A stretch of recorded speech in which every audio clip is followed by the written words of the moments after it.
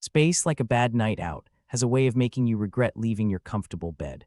Ambassador Eamon Drax reflected on this as he sat in the cramped, dimly lit conference room of the United Nations orbital station, which floated like a regrettable pimple on Earth's otherwise smooth face.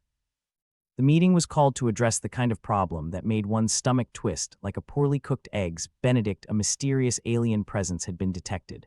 "So, we've got aliens," Drax started, his voice carrying the same enthusiasm one might reserve for announcing the death of a favorite pet fish. He glanced around the room, meeting the eyes of the world's leaders who looked about as excited as a room full of tax auditors. And not the friendly ET kind, more the show up uninvited and raid your fridge variety. Across from him, Lyra Kess, intelligence officer and professional pessimist, tapped her pen on the table with the kind of rhythm that suggested she was mentally composing a murder ballad. "Lovely," she said, her voice oozing with the kind of sarcasm that could only be honed through years of bureaucratic hell. "Just what we need, another galactic cockroach thinking it's got squatters' rights." Drax sighed. "Right, these aren't your typical little green men either. They're more of a blend-in until you trip over them in the dark type. A classic Baytan switch," Kess added, kicking her feet up onto the table, much to the dismay of an uptight diplomat whose sole purpose in life seemed to be the enforcement of basic table manners. "They infiltrate, cozy up, and then bam, they're rearranging your furniture and messing with your cable. Are we sure they're not just here to sell us extended car warranties?" Someone quipped from the back, eliciting a few nervous chuckles. The laughter did little to lighten the mood, which hung over the room like a particularly stubborn rain cloud. Drax shuffled his papers, which were mostly blank because, let's face it, pretending to look busy was half of what politics was about. "Our intel suggests they've breached several key positions. We need to determine who's been compromised." Kess leaned forward, her eyes narrowing into slits of suspicion. "Anyone checked if the coffee tastes funny?" That's usually a dead giveaway. The room fell into a murmur of half-hearted speculation, the kind that fills the air when everyone knows they're just delaying the inevitable hard truths. "We need to start rooting them out," Drax said, his voice now grim, like a man about to clean out the attic and expecting to find at least one raccoon. "We can't afford to let them continue their little game of hide-and-seek, or hide-and-freak," Kess muttered. "Given what they do when they think they're winning." The meeting droned on, the air thick with the smell of recycled oxygen and recycled ideas. Each leader offered solutions, ranging from the absurd to the "we've tried that before, and it didn't work then either." "I say we nuke him," proposed General Hardtack, a man whose entire persona seemed to be in homage to poorly executed action movies. "It's the only language these space bastards understand." Drax's expression suggested he'd rather lick a battery. "Sure, and while we're at it, let's just nuke ourselves for good measure." Kess rolled her eyes. "We can't go around nuking everything that moves just because we can't be bothered to deal with it properly." The debate raged on, a cacophony of voices blending into a singular headache-inducing drone. Drax pinched the bridge of his nose, mentally calculating how many more meetings like this he'd have to endure before he could retire to a beach somewhere far away from galactic politics. Just when the conversation seemed to be spiraling down the usual drain of bureaucratic nonsense, a low, eerie hum resonated through the station. Everyone froze, the kind of collective dread that usually precedes a particularly nasty plot twist. "What the hell is that?" Kess barked, standing up so abruptly her chair skidded back. Drax looked around, half expecting an alien to pop out and start singing show tunes. "Someone leave a toaster plugged in." The hum continued, growing louder, vibrating through the walls with a persistent menace like an unwanted relative on holiday. "That's not mechanical," Kess said, her tone sharpening to a dagger's edge. "That's something else." Electric flickers danced across the room as the lights dimmed, casting long, twitchy shadows over the wary faces of the gathered leaders. Drax swallowed, his mouth suddenly dry with the taste of impending disaster. "Looks like our uninvited guests decided to announce themselves after all." Kess swung her gaze to Drax, her eyes gleaming with a mixture of excitement and dread. "Time to see how many of us have been drinking alien Kool-Aid." The lights continued their schizophrenic dance as the hum reached a crescendo, a discordant symphony of dread that suggested things were about to go from bad to biblical. Drax and Kess shared a look, the kind only two people who've been through too much together can share. "Ready to save the world again?" Kess asked, her voice a mix of sarcasm and grim determination.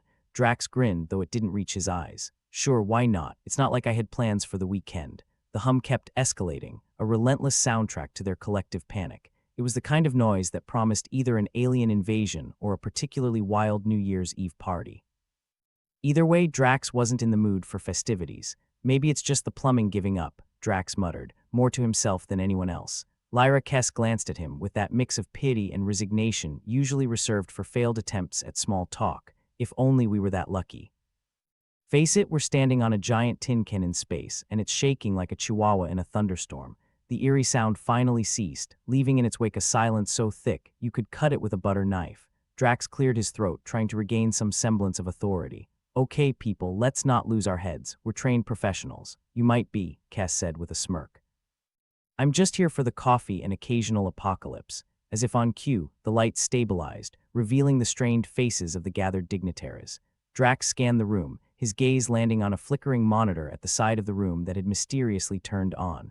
A jumble of alien symbols danced across the screen like a cosmic Rorschach test.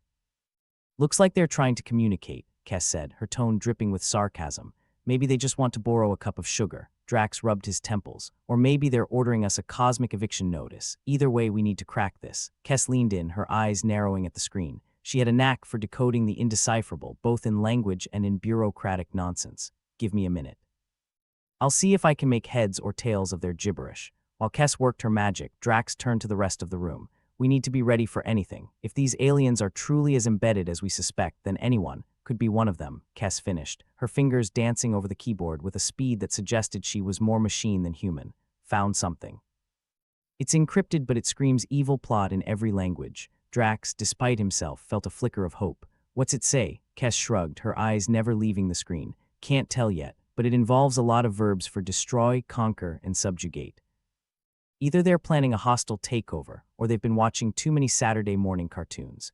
Murders of muttered curses filled the room as the realization sank in. Whatever the aliens had planned, it wasn't going to involve holding hands and singing Kumbaya. Before Drax could revel in the impending doom, a message flashed across his communicator, summoning him to a private chamber. Just peachy. He was starting to feel like a protagonist in a particularly pessimistic soap opera. Kess looked up, eyebrow raised. Where do they think you're going? The captain's quarters. Apparently, I've been invited to a little tete-a-tete with our cosmic visitors, Drax replied, not quite able to suppress the sarcasm in his voice. Wish me luck. Break a leg, Kess said, not entirely joking. Preferably one of theirs. The walk to the private chamber was the longest 10 minutes of Drax's life. Every sound, every flicker of light seemed to carry an air of foreboding. The doors hissed open to reveal a dimly lit room that could have passed for a scene in a noir film if you substituted aliens for gangsters. In the center stood an alien envoy, its appearance an exercise in existential dread. It was the kind of face only a mother or a horror movie director could love. Sleek skin glistened under the fluorescent lights, and its eyes were dark pools that seemed to swallow the room. Ambassador Drax, it said, voice smooth as a politician's promise. Thank you for accepting this meeting. Drax forced a smile, the kind you'd give a dentist who insists on small talk while you're being tortured. So what's the deal? You here to discuss intergalactic peace or just to compare notes on invading small planets? The alien's expression, or what passed for one, was unreadable. We are here to offer you a choice. Ah, the classic villain gambit. Drax crossed his arms, trying to ignore the prickling at the back of his neck. I'm listening. The envoy tilted its head, a gesture Drax assumed meant I've got you right where I want you. We have infiltrated key positions in your society. We wish to live among you in harmony. Drax chuckled, though there was no humor in it. Harmony? You mean like a cat and mouse duet? We could reveal ourselves and take control, the alien continued, ignoring Drax's quip. But we prefer a more subtle approach, subtle like a brick through a window, Drax thought, but he managed to keep his mouth shut this time. You have a choice, the alien repeated. Assist us in our integration, or we get the hostile takeover package, Drax finished for him, complete with fireworks and probably a lot of screaming. The envoy regarded him with those bottomless eyes. Think carefully, Ambassador. The consequences of refusal are significant. Drax swallowed hard. The cosmic chessboard had become a minefield, and he was just a pawn with delusions of grandeur. I'll consider your offer. The alien nodded, a gesture that seemed both human and utterly alien. We will await your decision. With that, the envoy turned and vanished like a bad dream, leaving Drax alone in the dimly lit room to ponder the fate of his planet and the choice that had been thrust upon him. When Drax returned to the conference room, Kess was already knee-deep in alien code, her fingers flying across the keyboard with a fervor that suggested caffeine and existential dread had become her best friends. How'd it go? She asked without looking up, her voice a blend of curiosity and irritation. Like a blind date with a guillotine, Drax replied, sliding into his seat. We're supposed to help them blend in or they'll go full Independence Day on us. Kess glanced up, her eyes narrowing. And what did you say? I told them I'd think about it, Drax said. Which is code for let me consult with someone who has a clue, she snorted, a harsh sound in the tense room. You realize this is basically a damned if we do, damned if we don't scenario, right? Welcome to politics, he replied dryly. Now, what have you got on that encrypted message? Kes turned the monitor towards him, the alien script scrolling by in an incomprehensible mess, still digging through it. But whatever they're cooking up, it ain't a potluck dinner. Drax leaned back, the weight of the universe pressing down on him like a particularly vindictive sumo wrestler. We need to decide our next move. Kes stared at him, her gaze piercing. We, she said slowly, need to do more than just dance to their tune. Maybe play a little hardball ourselves. Drax raised an eyebrow. And how do you suggest we do that? We're not exactly sitting on stockpiles of alien-busting weaponry. Information, Kes replied. We find out who's been compromised, who's in their pocket, and we turn the tables. He wanted to argue, to point out that it was a long shot, that they'd probably end up in a shallow grave, or whatever the space equivalent was, but there was something in her eyes, a fire that he couldn't quite extinguish. All right, Drax said, a reluctant smile tugging at his lips. Let's see if we can outmaneuver them at their own game. The meeting droned on, punctuated by bursts of revelation and curses. Drax and Kes worked in tandem, a mismatched duo against the backdrop of galactic doom. The mood was grim, the stakes higher than a cat on catnip, but somehow they kept going, driven by a shared refusal to roll over and play dead. Hours passed in a blur of caffeine, code, and conspiracies. Bit by bit, the encrypted message began to unravel, revealing a plot as tangled as a soap opera's storyline. The aliens had indeed infiltrated key positions. Their plan, a slow, insidious takeover disguised as cooperation. Looks like they've got their slimy fingers in a lot of pies, Kes said, gesturing to the screen. Politics, media, even the damn stock market, Drax frowned. So they're playing the long game, but why? Control, Kes replied simply. They want to reshape humanity from the inside out. Drax shook his head, a bitter laugh escaping his lips. Great. As if politicians weren't already doing a fine job of that. Kes smirked, though her eyes remained serious. We need to act, and fast, before they tighten their grip. The enormity of it all loomed before them like a tidal wave, threatening to crash down and sweep them away. But Drax, for all his cynicism, wasn't ready to be defeated. Not yet. Let's get to work, he said, determination hardening his voice. We'll find those compromised and expose the aliens for what they are. Kes nodded, her expression one of grim resolve. And maybe, just maybe, we'll survive long enough to see tomorrow. Together they plunged into the chaos, their resolve forged in the crucible of desperation and defiance.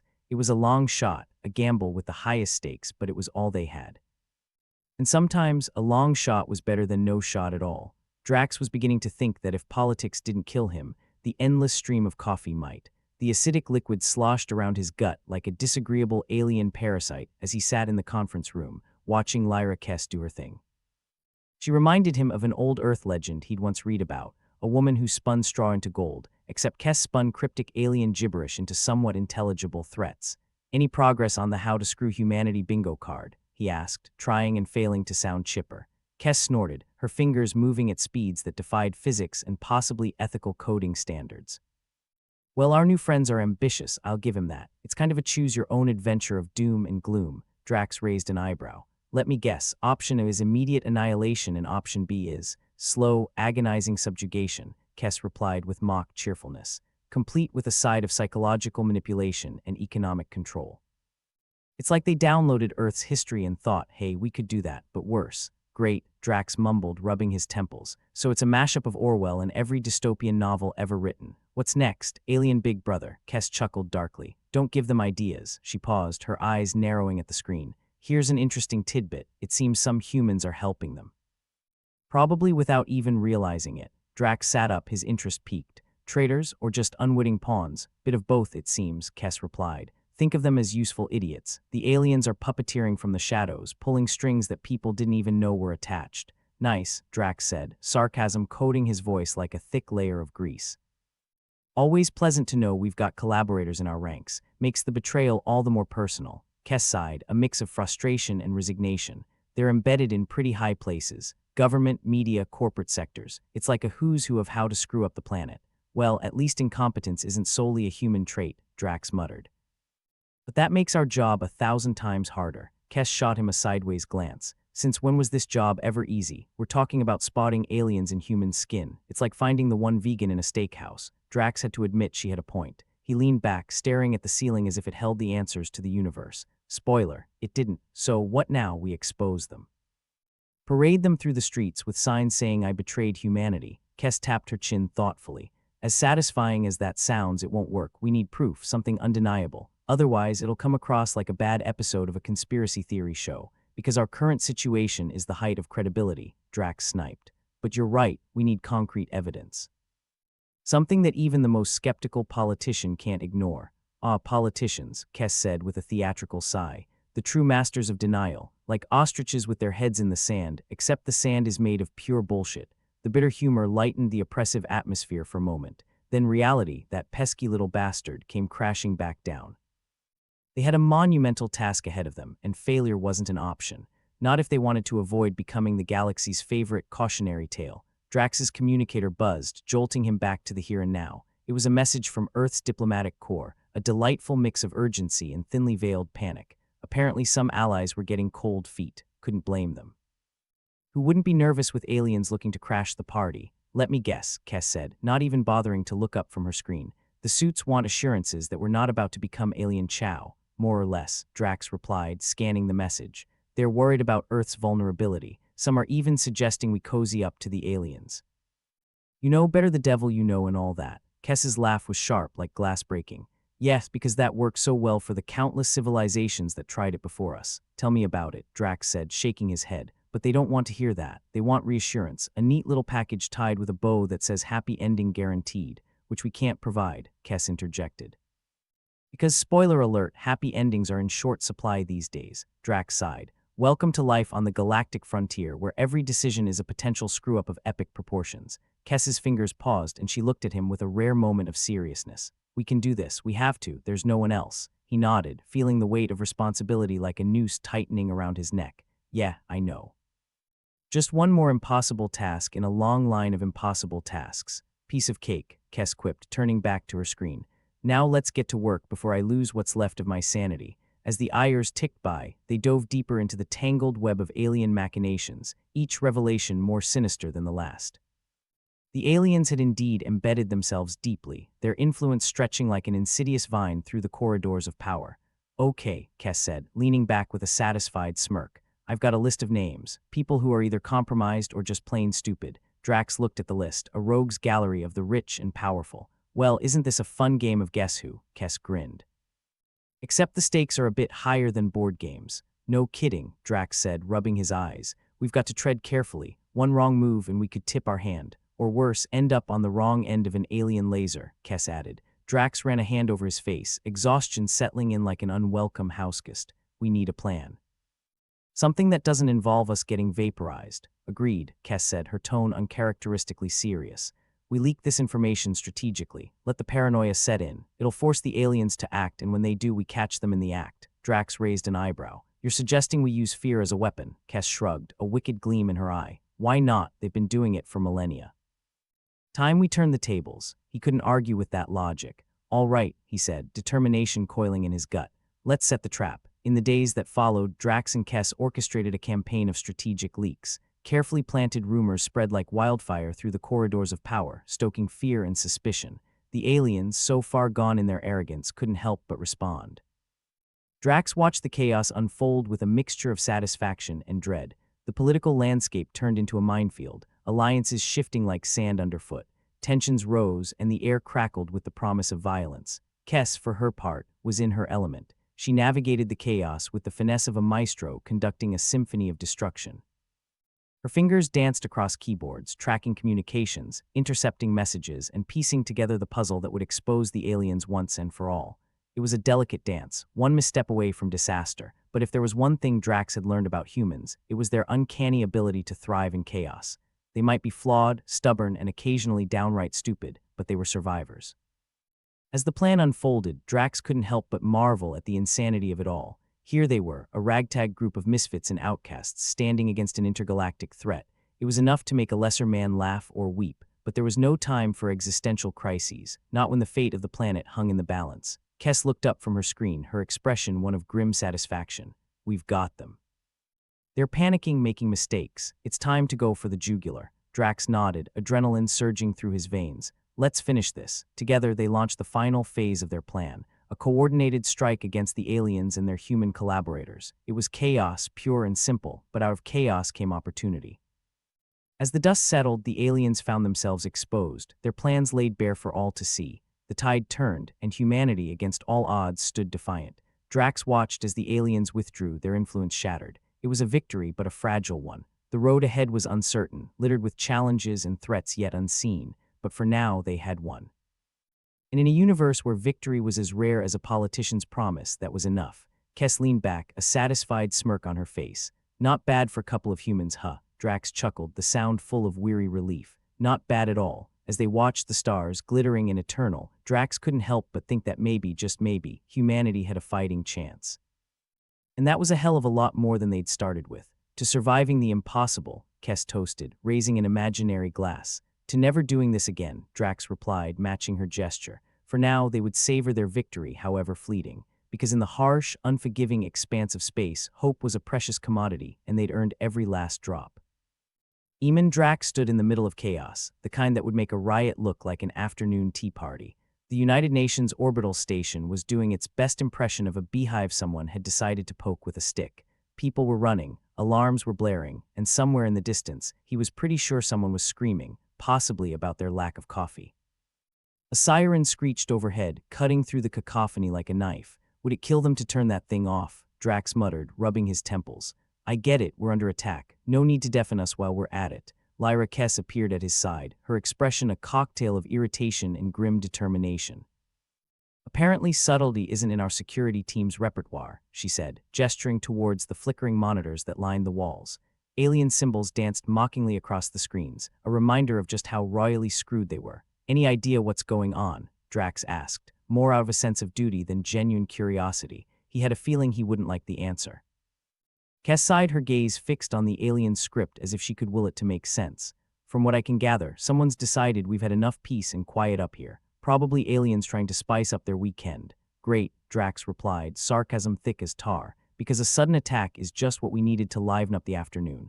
Look on the bright side, Cass said, her lips curling into a sardonic smile. At least no one's bored, Drax snorted, though the attempt at humor did little to lift the weight pressing down on his chest. Yeah, because nothing says party like an existential threat to humanity. They ducked into a nearby conference room, which in any other situation might have been a refuge. But now it was just another place where the panic was palpable, and the air was thick with the scent of fear, mixed with a hint of burnt coffee. The damn machine must have blown a gasket again. I've got a bad feeling about this, Kes said, eyeing the room's occupants, a collection of military brass, government officials, and a handful of corporate executives, all looking like they'd rather be anywhere else. Which, in fairness, was probably true. Welcome to the club, Drax replied, crossing his arms. Membership includes endless paranoia and a complimentary sense of impending doom. General Harkness, a man who could make an iceberg seem warm and inviting, cleared his throat. We've received reports of a breach in our outer defenses.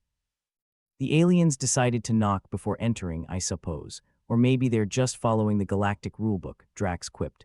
Attack first, ask questions never. The general's scowl was impressive, even by military standards. This isn't a joke, Ambassador. The situation is critical. Isn't it always? Drax shot back.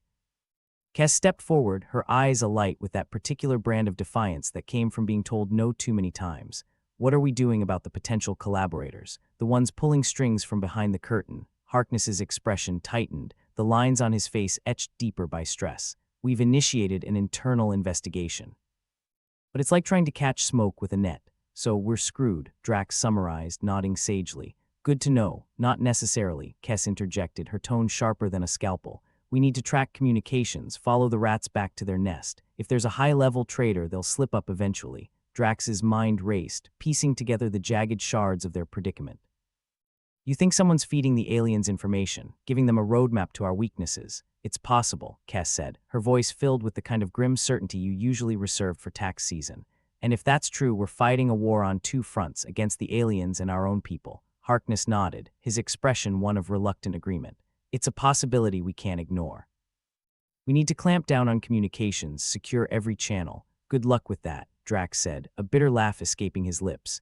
It's like trying to plug a dam with chewing gum. The room fell silent, each person lost in their own thoughts, likely contemplating their own mortality.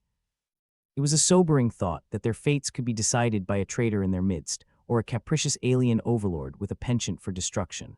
All right, Drax said, clapping his hands, the sound a sharp crack in the tense atmosphere. Let's find this bastard and remind them why humanity isn't to be trifled with. Kes nodded, her eyes burning with a fierce resolve.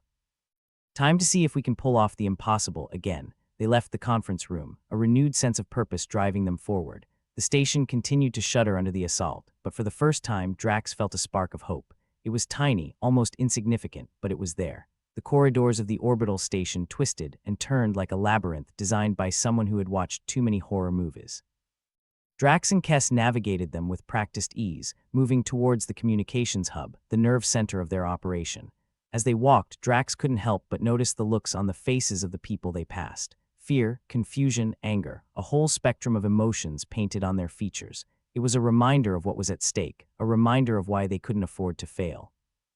"Think we'll find anything useful?" Drax asked, more to fill the silence than anything else.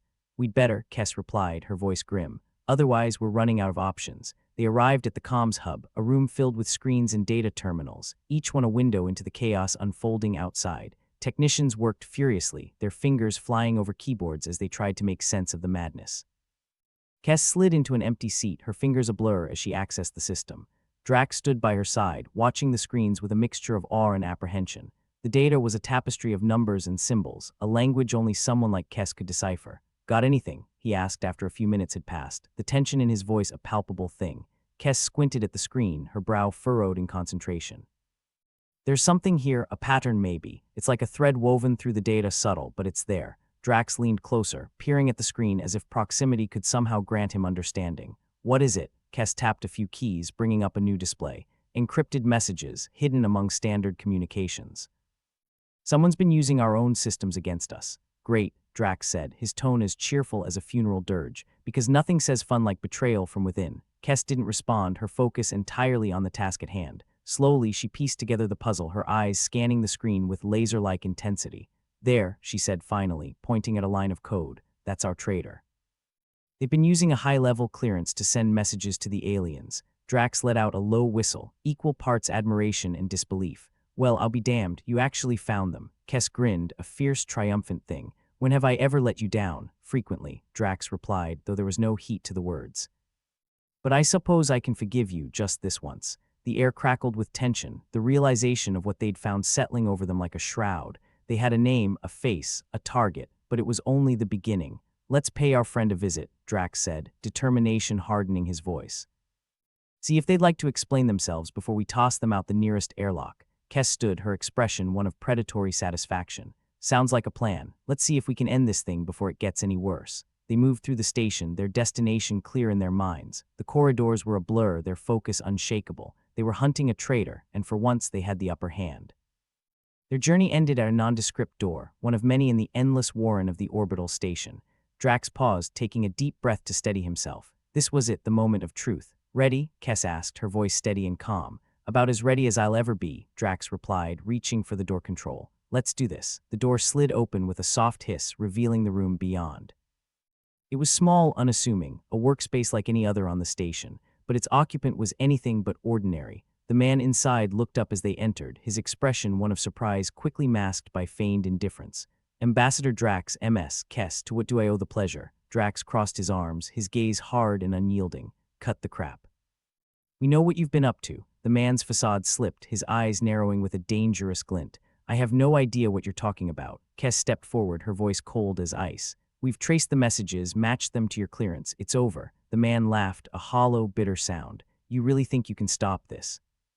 You're just delaying the inevitable." Drax's expression didn't change, but his voice took on a steely edge. "Maybe, but I'll be damned if I let you sell us out without a fight." The man's gaze flicked between them, weighing his options. Then, with a resigned sigh, he reached for a device on his desk, a communicator, sleek and deadly in its simplicity, but Kes was faster. She lunged, knocking the device from his hand, sending it skittering across the floor. "Nice try," she said, her voice dripping with disdain. The man glared at her, venom in his gaze. "You'll regret this. The aliens won't stop. You can't win." Drax smirked, the expression wicked and defiant. "We don't have to win. We just have to make sure you lose." With the traitor secured, they returned to the control room, a sense of grim satisfaction settling over them. They'd struck a blow against the enemy, but the war was far from over. Still, for the first time in what felt like an eternity, there was hope. A flicker, a spark, but enough to light the way forward. Think we'll survive this? Kes asked, her tone wry. Maybe, Drax replied, his voice filled with a cautious optimism. But if not, at least we'll go down swinging. Kes chuckled, the sound bright and full of life. To swinging for the fences. Drax nodded, his gaze fixed on the stars beyond. To never giving up, and as the station trembled beneath the weight of the unknown, they stood together, ready to face whatever came next. Eamon Drax stood in the communications hub, fingers tapping impatiently against the console, the rhythm as erratic as his heart rate. Around him, the chaos of the orbital station rumbled on, the ever-present hum of impending doom vibrating through the metal floors. It was like being stuck inside a giant washing machine, only with less chance of coming out clean. Lyra Kes sat next to him, eyes glued to the screens, her expression caught somewhere between exasperated and determined. "It's official," she muttered, not looking up. "We're up to our necks in it." "Comforting to know," Drax replied, glancing at a monitor that flickered ominously, like it was trying out for the role of creepy backdrop in a low-budget horror flick. "Any idea what our charming alien buddies are planning next?" Lyra shook her head, her fingers flying over the keyboard like a pianist on speed. "All I've got is that they're here for the long haul and they're not fans of human hospitality." "Figures," Drax said, leaning back. "We finally get visitors and they can't even be bothered to bring a bottle of wine." The comms room was dim, the only light coming from the screens, casting eerie shadows that danced across the walls. It felt like they were in some sci-fi afterlife, where the only thing to look forward to was a long wait in the line of the damned. "All right," Lyra continued, breaking into his grim thoughts, "here's the deal. The alien signals are increasing, and our friends upstairs are considering some drastic measures." "Drastic measures?" Drax snorted. "That sounds promising. Especially since their last great idea was let's keep everyone in the dark and hope for the best. How's that working out for us?" "Like a one-legged man in an ass-kicking contest," she said, pushing her chair back with a screech that set his teeth on edge. "But we don't have many options left." The comms room door slid open, and in walked General Harkness, looking like a man who had aged a decade in a day. His uniform was crisp, his face anything but. "We've got a situation. Wouldn't be here if we didn't," Drax replied, sarcasm woven into his tone like steel thread in a tapestry. "What's the bad news?" "The Council is considering full military engagement," Harkness said, his voice a gravelly whisper that carried the weight of impending catastrophe. "They think it's the only way to draw the aliens out." Drax raised an eyebrow. "So we're poking the cosmic bear with a stick, bold strategy. Let me know how that works out when we're all breathing vacuum." Lyra leaned forward, her eyes narrowing. "And what about the traitors, the ones selling us out from the inside?" "Being dealt with," Harkness replied tersely. "Though it's like trying to swat flies with a sledgehammer. Effective but messy." "Great," Drax said, exhaling sharply. "So we're not just fighting aliens, we're fighting idiots with power. It's a wonder we've made it this far." Harkness nodded, apparently in agreement. "We need to cut off their communication lines. If we can isolate them, we might stand a chance." "We're working on it," Lyra said, her fingers once again a blur over the keyboard. "But it's like trying to solve a Rubik's Cube in the dark." "Without the cube," Drax added helpfully. Harkness glanced between them, his eyes hard as granite. "We need results, and we need them fast. This station can't withstand much more." "Neither can we," Drax muttered under his breath as Harkness exited the room, leaving behind a silence that felt heavier than the gravity they defied. Lyra sighed, rubbing her temples. "So what do we do now? Sit here and hope someone else solves this mess, or we go down swinging," Drax said, echoing their earlier resolve. "Seems like that's our specialty." The hum of the station grew louder, a reminder that their time was running out. Outside, the void of space stretched infinitely, a constant, uncaring witness to their struggle. It was enough to make a person feel small, insignificant, but insignificance wasn't in their vocabulary, not today. "Let's get back to work," Drax said, his voice a steely command. "We've got a universe to save. Just another day at the office," Lyra replied, a wry smile tugging at her lips. As they delved back into their task, the enormity of their situation loomed over them like a storm cloud. They were outmatched, outgunned, and out of time. But if there was one thing humans were good at, it was surviving the impossible. That, and making snarky comments about the absurdity of it all. "Hey Drax," Lyra said suddenly, her tone lighter than before. "Ever wonder why we're even bothering with this?" Drax paused, considering. "Because it's a hell of a lot better than the alternative. And because deep down we really, really enjoy pissing off the universe by surviving." "True," she agreed, the flicker of hope in her eyes almost enough to make him believe it was possible. Almost.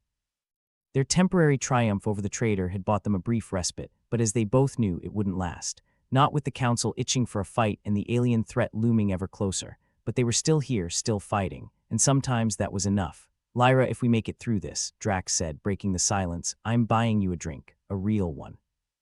None of that synth crap they serve in the canteen.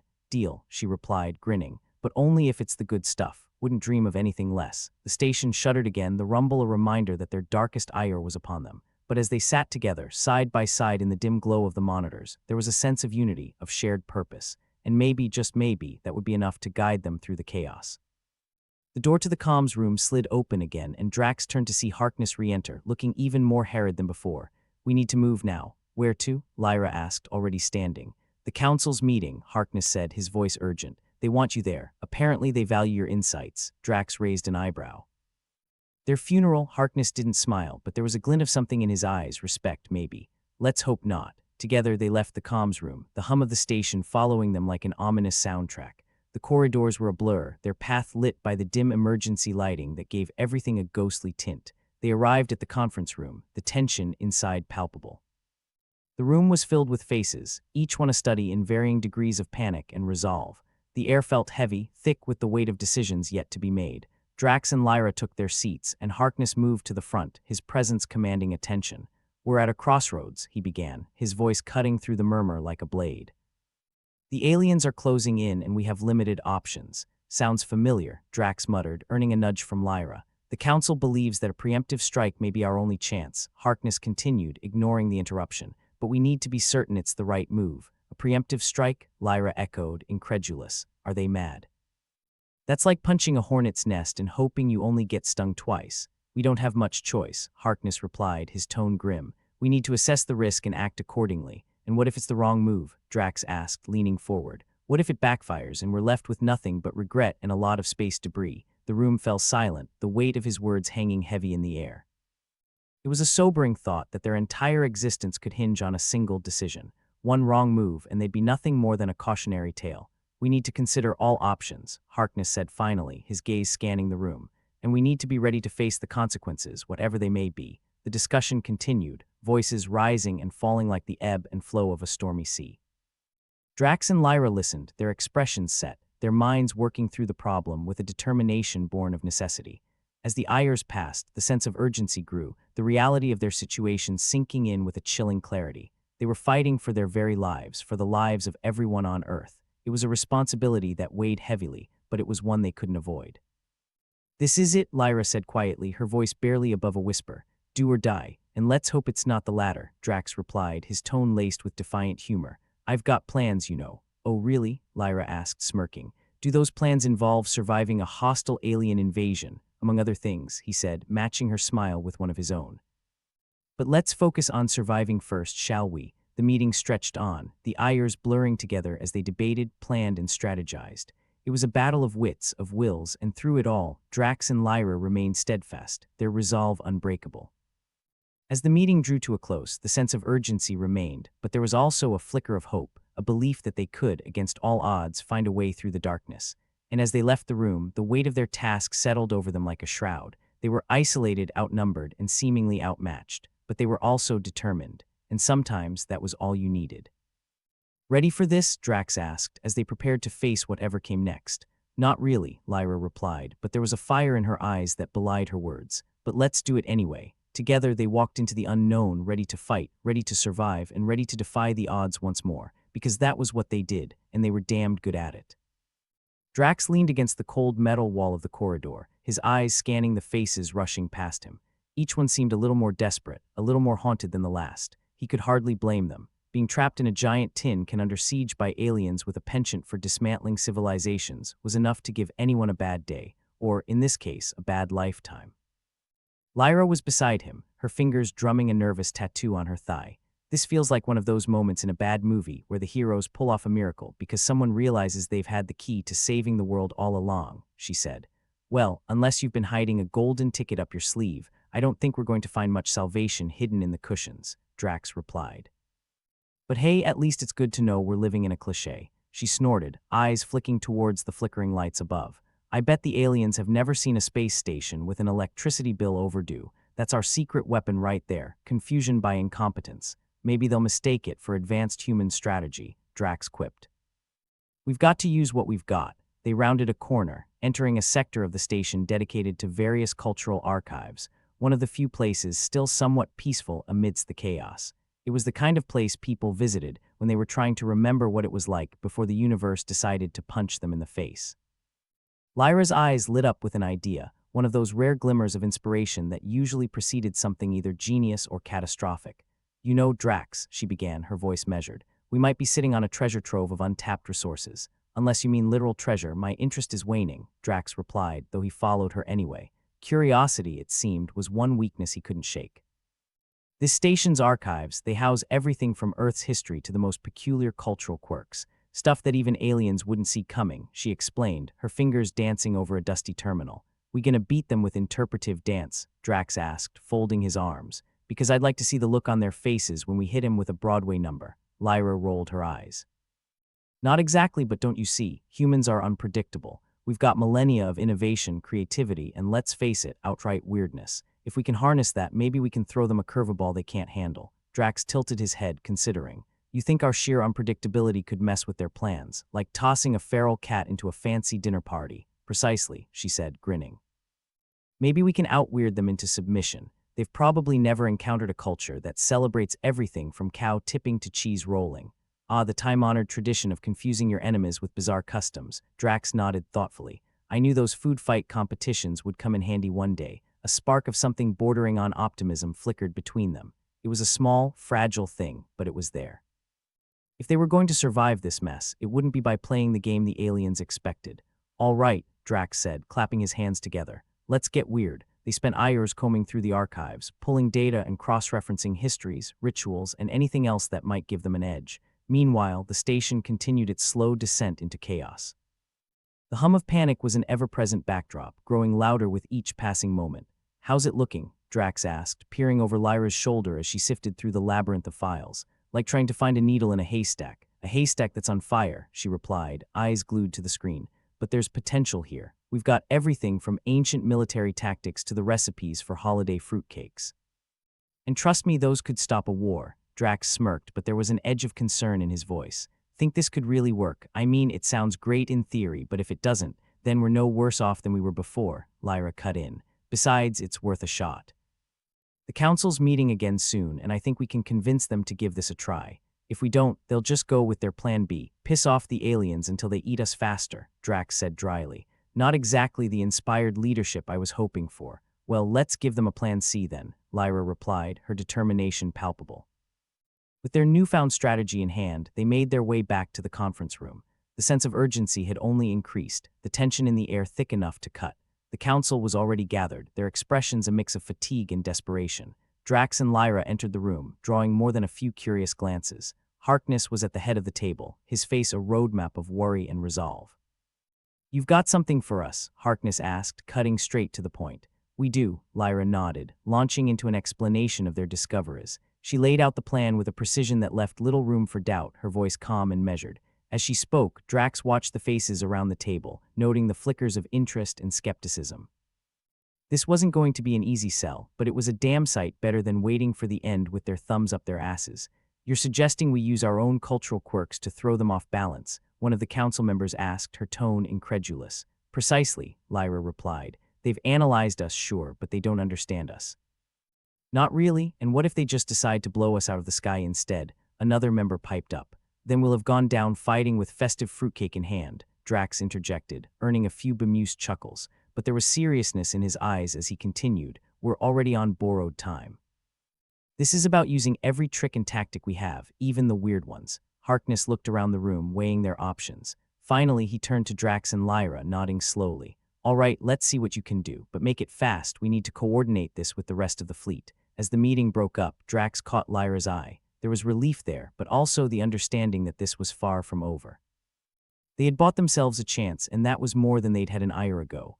"Guess we'd better get to work," Lyra said, her voice steady despite the magnitude of what lay ahead. Drax nodded, clapping her on the back. "Let's make history, one bizarre human custom at a time." Their path was clear, but it was also fraught with danger and uncertainty. Yet amidst the chaos and the fear, there was also a flicker of hope, a belief that maybe, just maybe, they could pull this off. Leaving the conference room, they made their way back to the comms hub, the hum of the station a constant reminder of their precarious situation. They moved quickly, their steps almost in sync as they navigated the chaos. "So, where do we start?" Drax asked, glancing over at Lyra.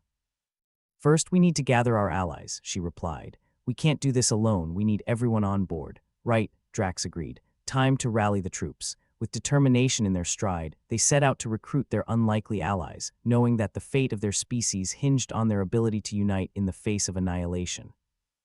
As they moved through the station, they encountered people from all walks of life: engineers, medics, pilots, and technicians.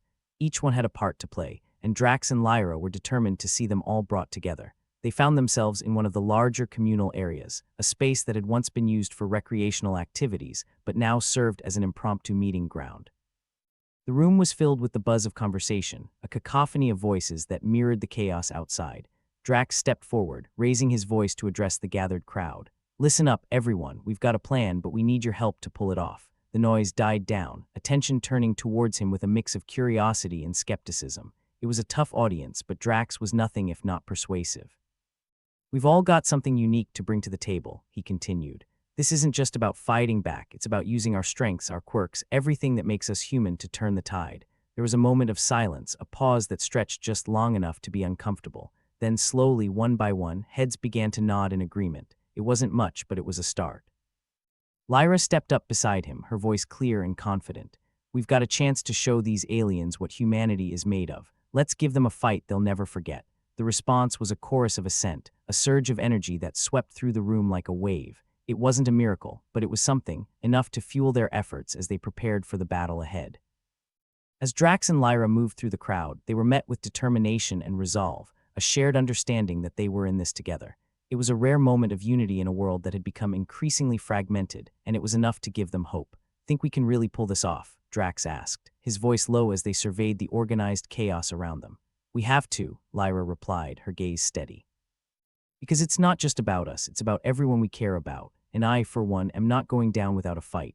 Drax nodded, a smile tugging at his lips despite the gravity of their situation. "Let's get to work then. We've got a universe to save." With that, they dove back into their task, their resolve unyielding as they prepared to face the challenge of a lifetime. They knew the odds were against them, but they also knew that hope was a powerful thing, a force that could turn the tide in the most unexpected of ways. As the hours passed and the station's hum grew louder, they worked tirelessly to bring their plan to fruition. It was a race against time, a battle not just for survival, but for the very essence of what it meant to be human. And as they labored side by side, they found strength in each other and in the shared purpose that had brought them together. It was a bond that transcended the chaos, a connection that filled them with the determination to fight on, no matter the odds. Because if there was one thing they knew for certain, it was that humanity was capable of extraordinary things, and sometimes that was all you needed. Eamon Drax stood at the entrance of the Grand Assembly Hall, a room that once echoed with diplomatic drivel and overly long speeches. Now it was a tinderbox of nerves and desperation, filled with representatives who looked like they'd been dragged through a hedge backward. But then again, who could blame them? The fate of humanity was up for debate, and the aliens had decided to crash the party uninvited. "Look at them," Drax muttered to Lyra, who stood beside him with a tablet clutched in her hand like a lifeline. "All these bigwigs who thought they could talk their way out of an alien invasion. Bet they're wishing they'd invested in a few more laser cannons now." Lyra bit back a grin. "Or maybe just a decent intergalactic translator. 'Cause right now our communication skills are about as effective as a mime convention." They stepped inside, the heavy doors closing with a foreboding clang. The room was dimly lit, the flickering lights casting shifting shadows that danced around the walls like specters, appropriate, given the ghost of doom hanging over them all. General Harkness was already at the dais, looking like he hadn't slept in weeks. His uniform was rumpled, his eyes sunk deep into their sockets, but beneath the fatigue was a stubbornness that spoke volumes about his refusal to roll over for any alien overlords. "We need to move fast," Lyra said, her voice low as they approached the general. "The longer we wait, the more time the aliens have to tighten the noose." Drax nodded, his gaze sweeping the room. "And speaking of nooses, let's hope the Council doesn't hang us for this. They're not exactly known for their adventurous spirit." Harkness caught sight of them and waved them over. "You ready?" "As we'll ever be," Drax replied. "Just hope they're in a listening mood." Harkness snorted softly. "Listening, this bunch. You've got better odds betting on a one-legged horse." The general stepped aside, allowing Drax and Lyra to take center stage. The murmur of conversation died down, all eyes turning towards them. "Right, let's get this circus started," Drax began, his voice carrying a sarcastic edge. "We've got a situation. No, not the usual budget crisis or who's hoarding the coffee rations. We're talking aliens. Sneaky, shape-shifting aliens who've decided they want Earth to be their new summer home. A ripple of unease passed through the room, but Drax pressed on. Now, we've had our suspicions about collaborators, traitors in high places, and we've got proof. He nodded to Lyra, who tapped her tablet, projecting a series of images onto the screen behind them. The assembly watched as faces flickered into view, each one linked with damning evidence of communication with the alien invaders. "Recognize anyone?" Lyra asked, her tone dripping with mock innocence. "Because these folks have been working overtime to ensure our lives get cut short like a bad episode of a soap opera." A stunned silence filled the hall, the weight of the revelation settling like a leaden blanket. Then the murmurs started, indignant, angry, outraged. "How could this happen?" One representative finally sputtered. "We trusted them." "Yeah, well, trust is like a glass of whiskey," Drax said. "Nice while it lasts, but one slip and you've got a mess on your hands." Harkness stepped forward, his voice commanding attention. "We need to act, and fast. You've got a plan to turn this infiltration against them, but it requires your cooperation."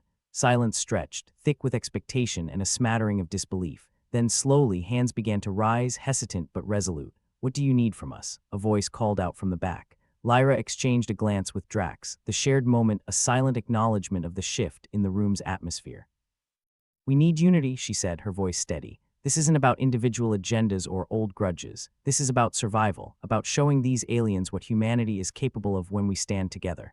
And if it doesn't work," someone else challenged, skepticism evident, "then we've got front row seats to the end of the world," Drax replied dryly. "But personally, I'm banking on us being a bit more stubborn than that." With renewed determination, they began laying out the strategy, a fusion of human ingenuity and cultural oddities. It was unconventional, bordering on the absurd, but that was precisely why it might just work. After all, nothing baffles like the unexpected. As the plan took shape, the room buzzed with a new energy, a shared determination that transcended previous divisions. It wasn't perfect, and it sure as hell wasn't guaranteed, but it was something. And sometimes, something was all you needed when facing down annihilation. "All right, let's get moving," Harkness barked, snapping everyone into action. "We've got a planet to save." Drax and Lyra watched as the assembly dispersed, a hive of activity and purpose. Amidst the chaos, there was unity, an unspoken understanding that they were all in this together, for better or worse. "Think we can pull this off?" Lyra asked, her voice quiet amidst the din. Drax shrugged, a half-grin playing on his lips. "We'd better. I'm not ready to trade in my seat on this tin can for an alien zoo exhibit." With that, they plunged back into the fray, coordinating efforts and rallying allies. It was a dance of desperation and hope, and at its heart was the unyielding belief that humanity could overcome even the darkest of odds. Iors blurred into a haze of preparation and planning, the station's hum a constant reminder of the ticking clock. Every moment was precious, every second a countdown to the showdown that loomed on the horizon. Finally, the moment of truth arrived. The fleet was ready, their plan in place, a culmination of everything they had worked for. It was a gamble, a leap into the abyss, but it was their best shot. The assembly reconvened, the tension in the room palpable as everyone waited for the signal. This was it, the point of no return.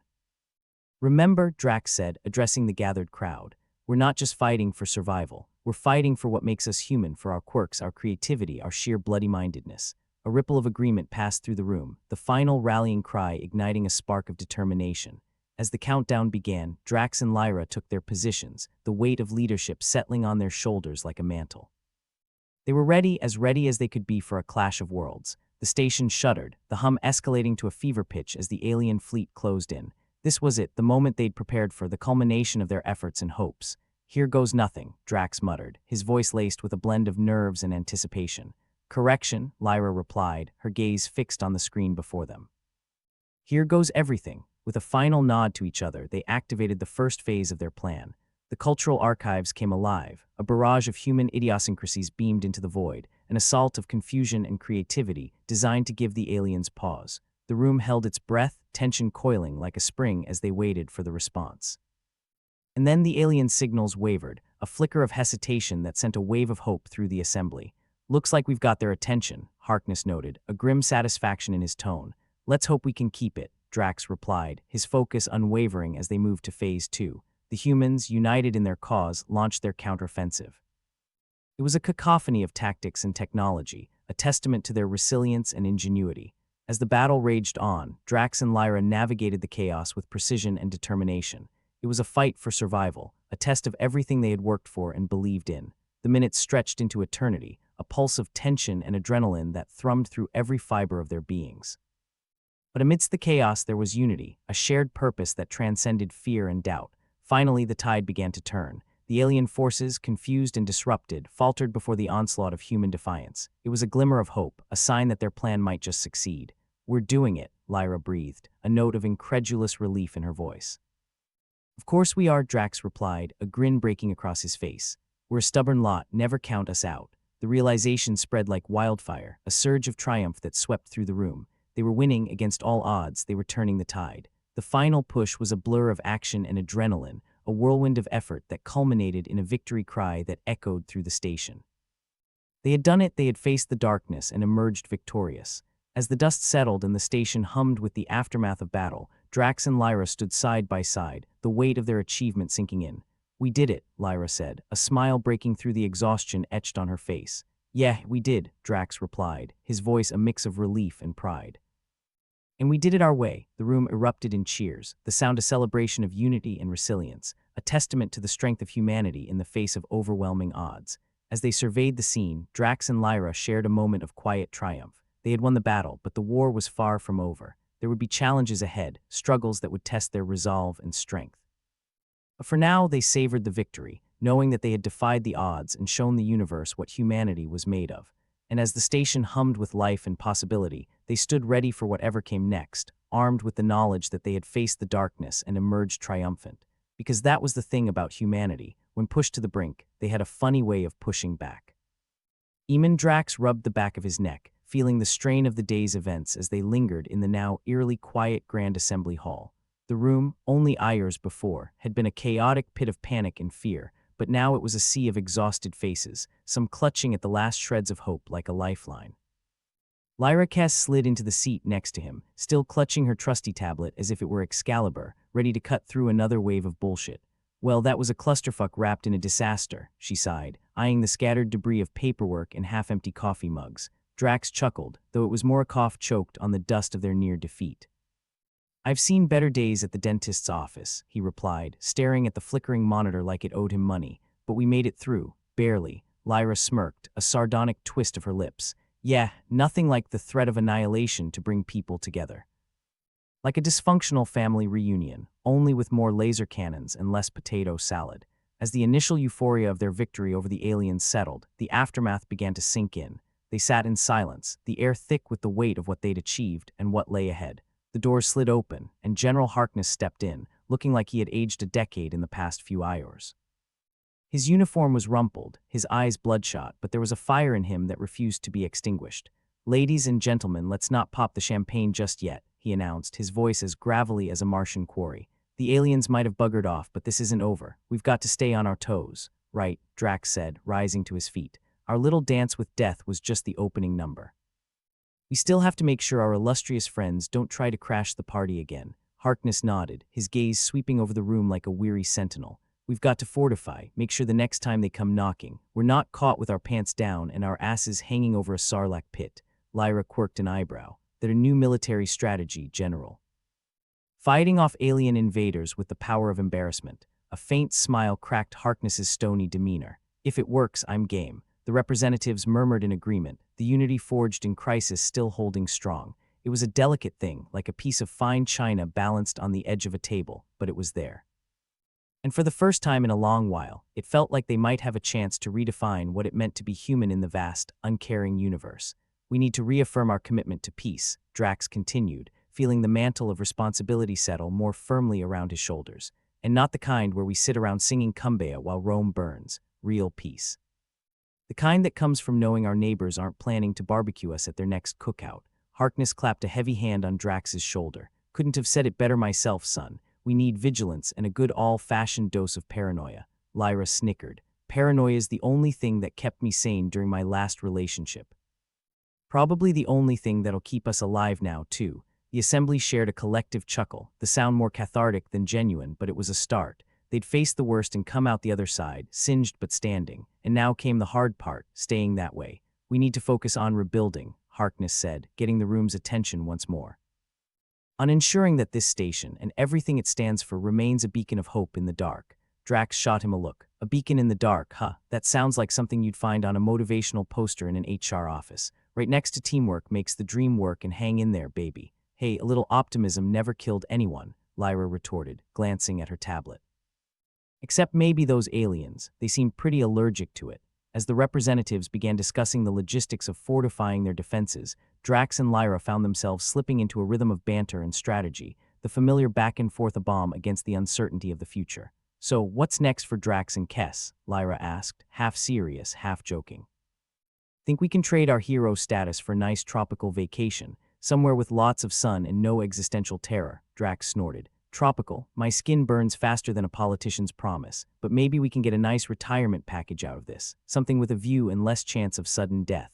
"We'll see," Lyra said, tapping at her tablet with renewed purpose.